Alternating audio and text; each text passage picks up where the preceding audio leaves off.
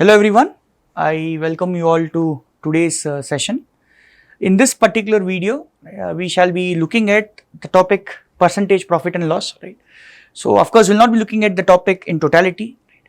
We will look at a few of the concepts that we have here. For example, in percentages, in today's video, I will be emphasizing entirely on the importance of fractions. Right.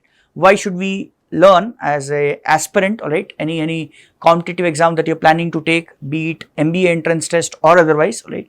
Why is fractions topic in percentages very vital, very important? That's what we'll be focusing on.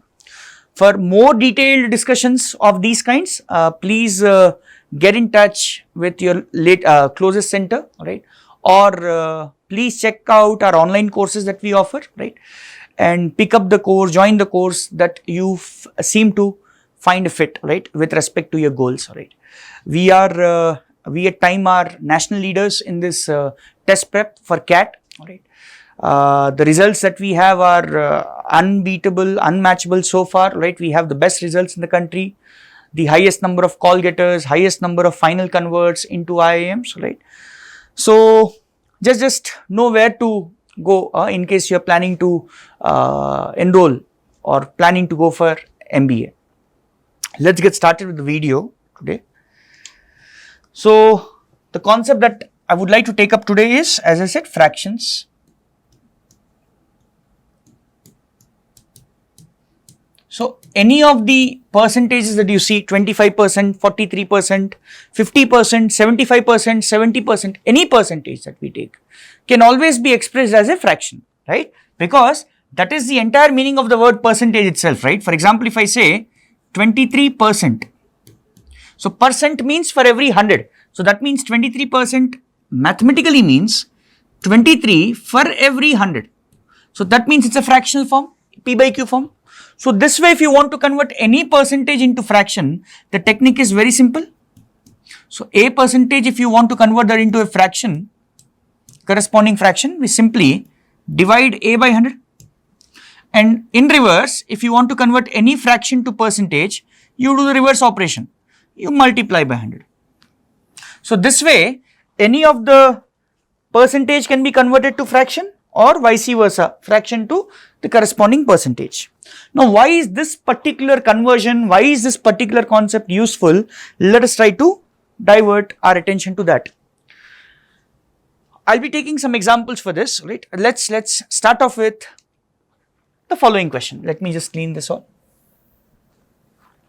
So the question is, if A is equal to this, find the value of A square. Okay. So what is A? A is this entire percentage, 33.33% of.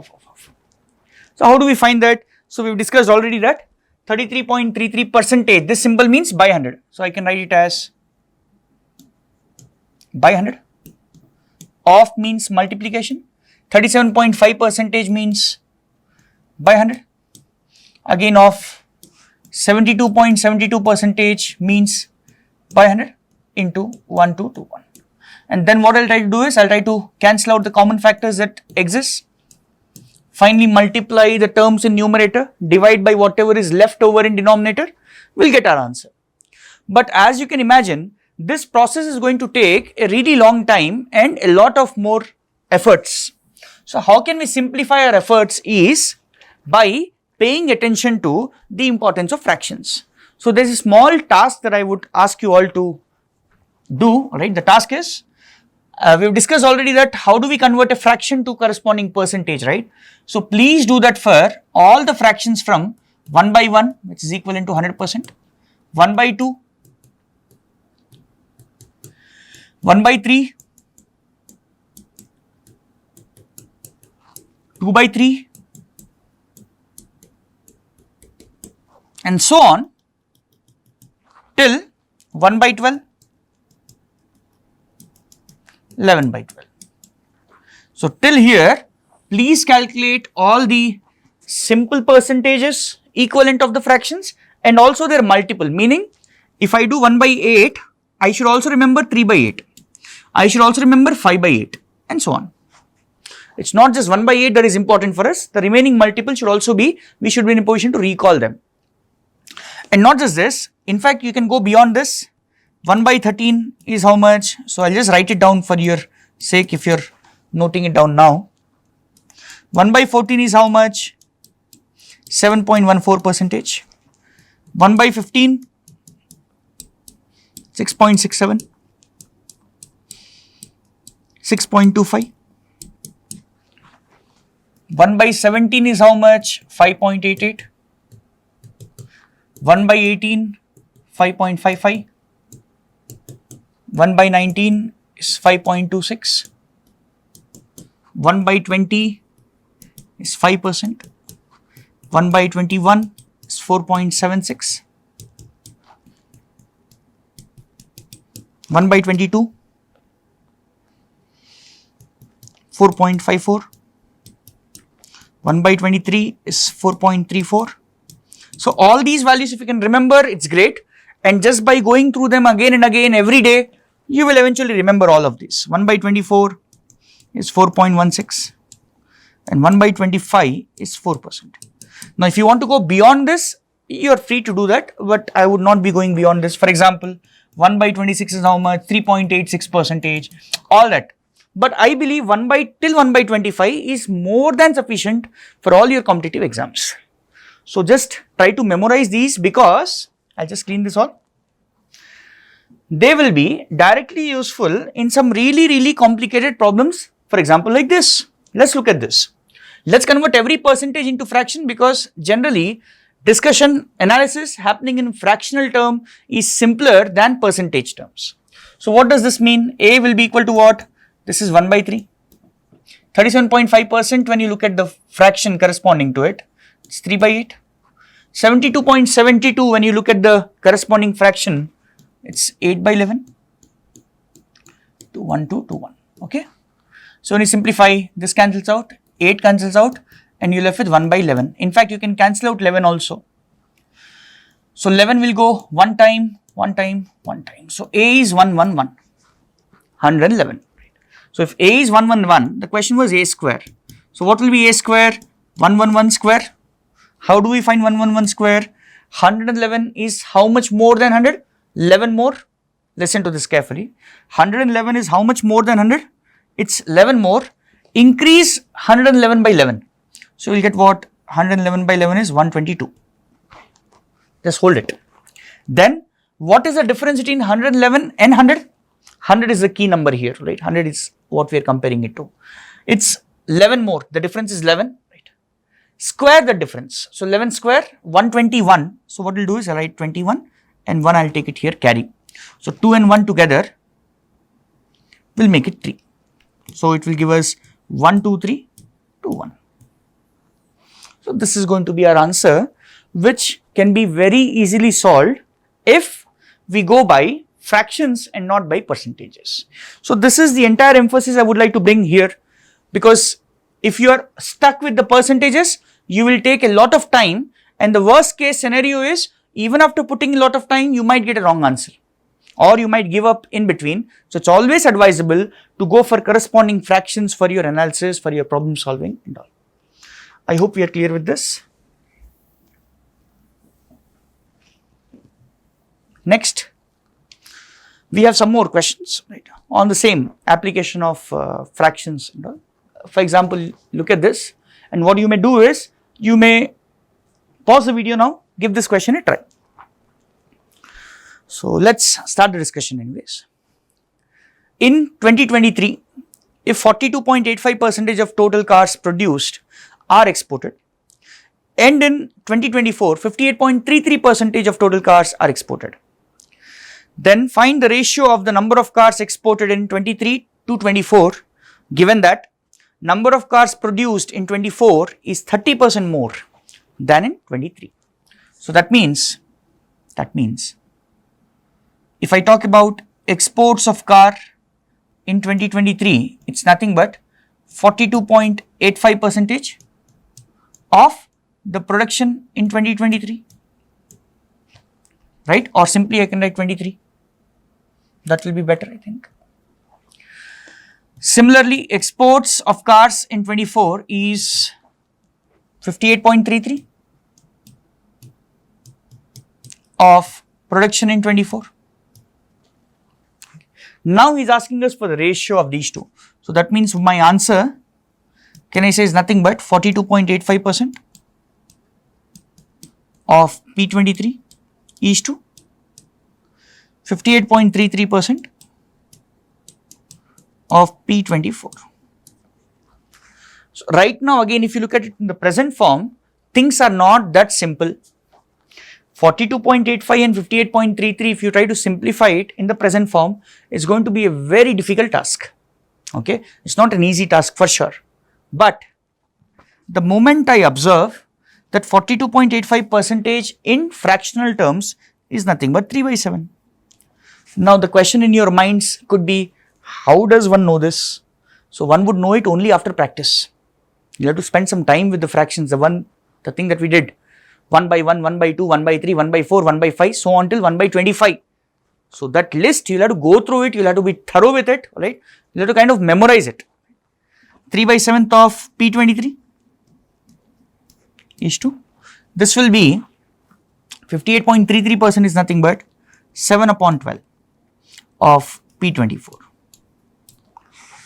Not just that, we also have one more information that cars in 2024 is 30% more than cars in 23. That means production in 23, if it is 100, production in 24 is going to be 130.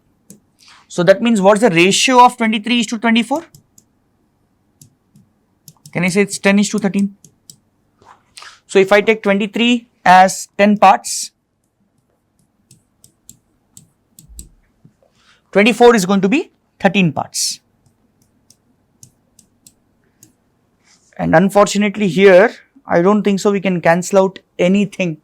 So to simplify it just like this, so it's 30 by 7 is to 7 into 13 is 91 by 12. Cross multiply or simply multiply throughout by 7 into 12. It will give me 30 into 12, 360 is to 91 into 7, 637. So this is the final ratio that we are looking at, number of cars exported in 23 to number of cars exported in 24. So if you look at this particular question now, you see that the importance of fractions in our problem solving becomes quite evident, right? Because if you're not really comfortable with fractions and all, this problem might seem like unsolvable, all right? Even by using a calculator sometimes, all right? Because using a calculator, you would take this as 0.4285 and this as 0.5833. And when you will find the ratio of these two, I'm just giving a random number, I don't know what's the ratio, you'll get an answer like 0.7312, and that might not match with this. So again, I have to check in the options which option is 0.7312. That's going to take a lot of time. So even after using a calculator, things are not that simple. So that means it's really important for all of us to memorize the fractions to varying levels. Someone might say, okay, 1 by 25 I have done, alright, great. If you can't do 1 by 25, do at least till 1 by 16, 1 by 20 or at least 1 by 12. Basically, you should be comfortable with different types of fractions that generally appear in competitive exams. Moving on. One more question on the same fractions.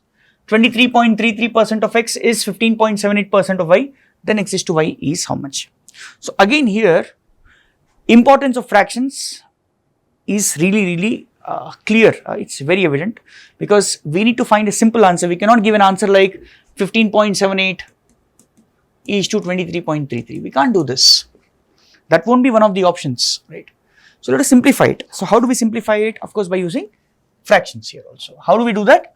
23.33, can I observe it as 33.33 minus 10. So in fractional terms, this is 1 by 3 minus 1 by 10. When you simplify by taking the LCM, it's 7 by 30. So that means this percentage is equivalent to 7 by 30 of x.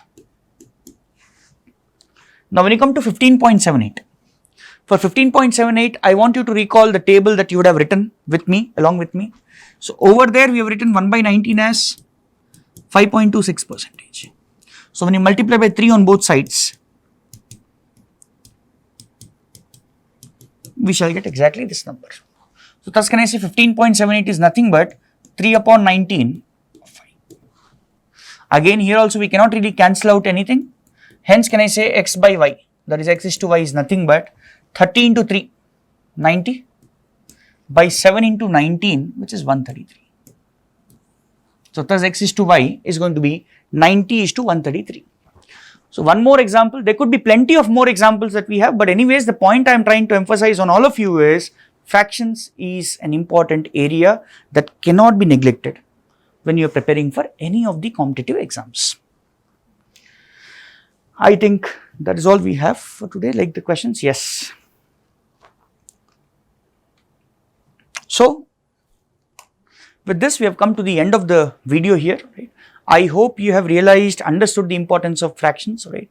So please keep learning the fractions until you become really comfortable, right? For more inputs on this, right? For inputs that will be more detailed, right? As I said, please get in touch with the closest center that we have, right? Also do subscribe this particular channel, because here we'll be uploading videos very frequently, all right, on different topics, right? We'll also be uploading some difficult question discussions that happens, all right, that you should be exposed to, right? So for that also subscribing to this channel will certainly help, right?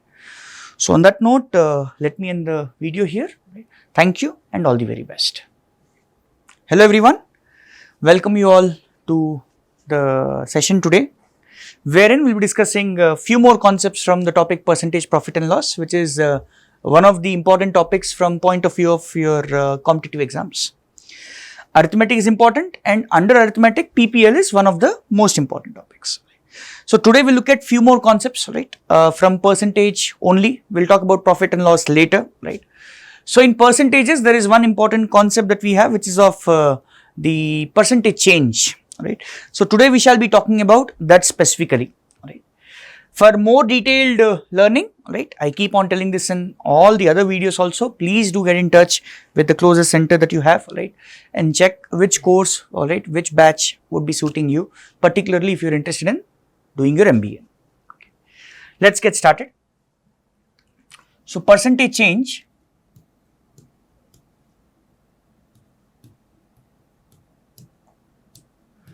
Now what do we mean by percentage changes? Whenever the change from one value to the other is represented in terms of some relative fashion, like for example, maybe in terms of ratio or in terms of percentage, that change is easy to recall, easy to discuss also. For example, if I say the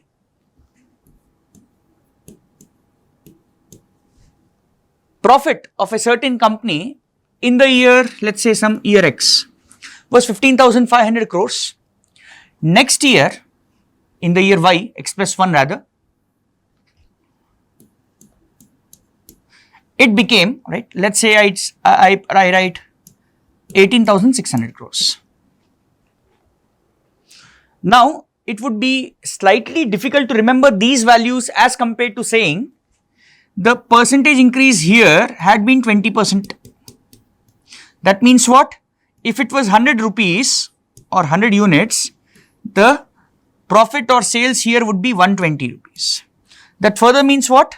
The ratio between the two will be 5:6. So these quantities are easy to remember as compared to the original values. That is why we go for calculation of percentage change always in our problems also, in our regular lives also. Right? With percentage change, thus it's very important.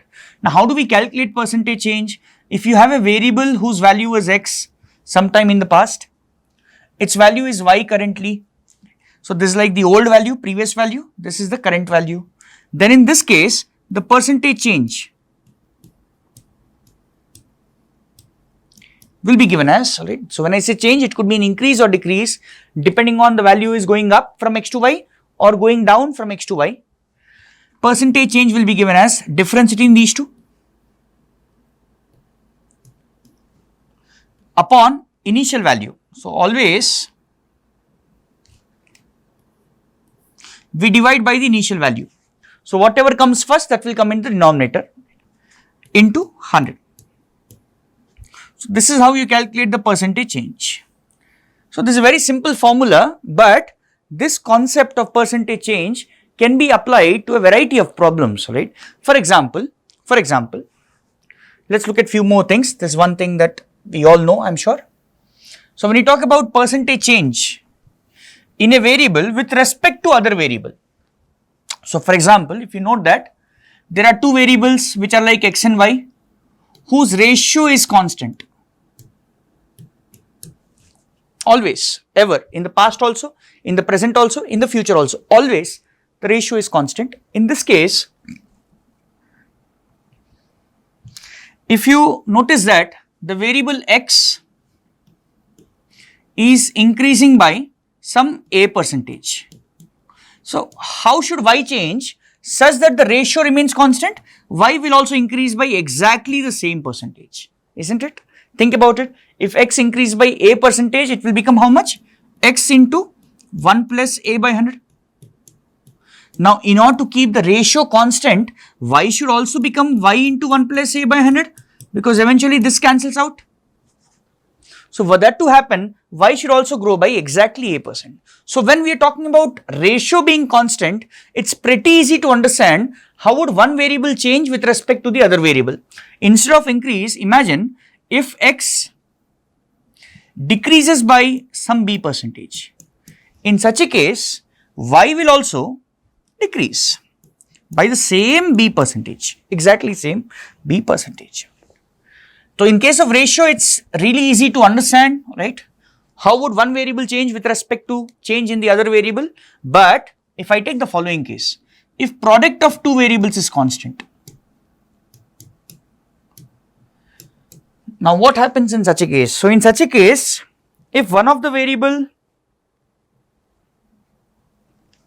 changes, let's say this increases by some a percentage. So if one of the variable increase, the other shall decrease, because they are moving in opposite direction. Their product should be constant. If one becomes bigger and bigger, the other should become smaller corresponding to that. So other will decrease, but will it decrease by a%? The answer is no, it won't decrease by a%. So then how much would it decrease by? Now this can be answered, right, very easily, very conveniently in fractional terms. So I'm going to share a small trick at this point. So say for example, x increases by a certain percentage which can be converted to a fraction. We have seen that in the previous video. So if x increases by a certain fraction such that it becomes p by q times x. So x is changing to p by q times. Now in order to keep the product constant, y should change as q by p times, isn't it? So that q and q, p and p cancels out. The product still is x into y, still constant. So if x changes as p by q times, y should change as q by p times, right? So for example, if I take some numerical values, if x increases by 25%, let's say. So if x is increasing by 25%, means it will increase by 1/4. And if it increases by 1/4, it means it will become 5 by 4th x. And if x becomes 5 by 4th, y should corresponding to that should become 4 by 5. Correct? So if y is becoming 4/5, please understand what does it mean? Y is decreasing from y, now it's becoming 4/5. How much is it decreasing by? Can I say it's decreasing by 1/5? So it's decreasing by 1/5 y.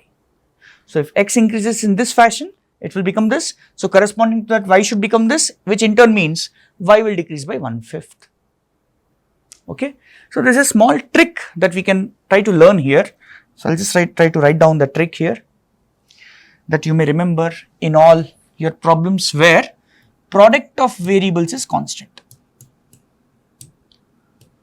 So whenever product of two variables is constant and you notice that one of the two variable is increasing, so immediately you can conclude the other should decrease.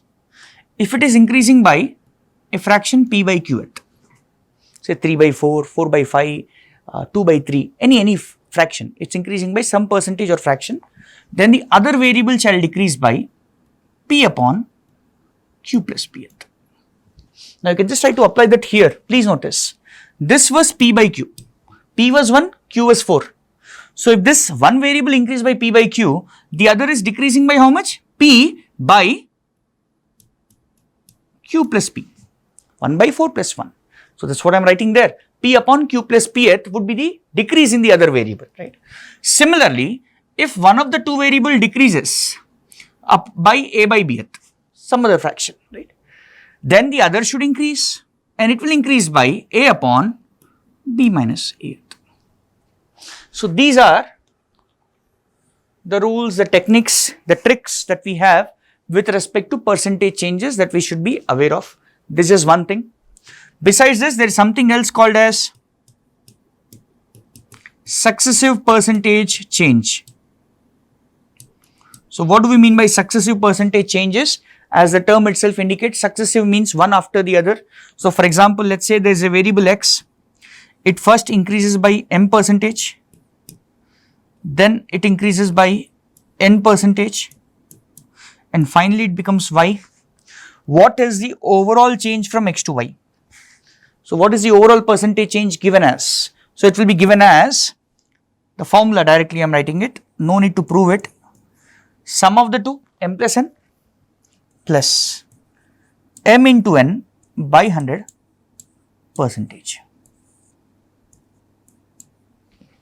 Okay. So overall the successive percentage growth, alright, or the cumulative growth will be given like this, m plus n plus m into n by 100, sum plus product by 100 percentage. Now how does this come? If you want to understand that, please notice one small numerical example. Say the variable increased by 20%, following that it increased by 10%. So what is the overall increase? I am not going by the formula here. So the overall increase can be understood to be as, observe, whatever variable you would have taken, x, firstly it would have grown by 20%, correct? So 20% will be there. So if it grows by 20%, will become how much? X plus 20% of x, correct? Here. So it would have grown by 20%, I write that. Now further, this entire value will grow by 10%. So please understand, this 10% is applied on what? This 10% is applied on this x, so there will be a growth of 10% of x. Plus this 10% again is applied on this 20% also, please notice, right, on this 20 also. So that means overall what is the value? 20 plus 10 plus 10 into 20, or rather 20 into 10 by 100. So that is why m plus n plus m into n by 100 is the formula that we get. And there is a logic behind the formula. No need to go for the logic every time, right? No need to do it like that every time. We can simply apply the formula. Now let's look at some of the questions.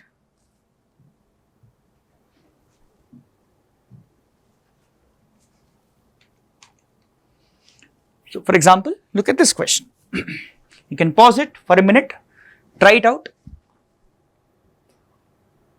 I will discuss it anyways here. Price of tea increased by 56.25% in the year 24 as compared to 23. Okay, so the price is increasing.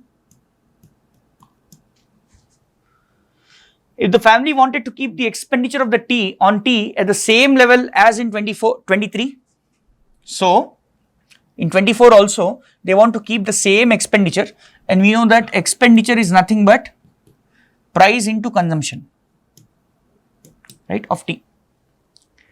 I want to keep the expenditure constant. So that means the product of these two variables is constant. And then he says one of the variable increases by how much? 56.25%. What should happen to the consumption? It should decrease. He is asking us what should be the percentage change in consumption of tea. So we know one thing, that if this increases, this should decrease. Now one more important thing that we need to understand is, what is this 56.25% in fractional terms? Can we write it as 50 plus 6.25%? 50% is half, 6.25% will be 1 by 16. So when you add it by taking LCM, you will get as 9 by 16. So that means this variable price is increasing by 9 by 16th. So if this increases by P by Q, the other will decrease by P by Q plus Pth. So it will decrease by P by Q plus Pth. So that means it will decrease by, that is consumption will decrease by 9 by 25th. And since we want our answer in percentage, can we simply not multiply this by 100? Since we want it in percentage, 25 goes 4 times. So 9 into 4, it will go down by 36%.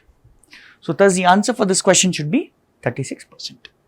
And the answer is obtained in relatively simpler approach by taking up the trick that we have discussed. I hope we are clear with this. Moving on.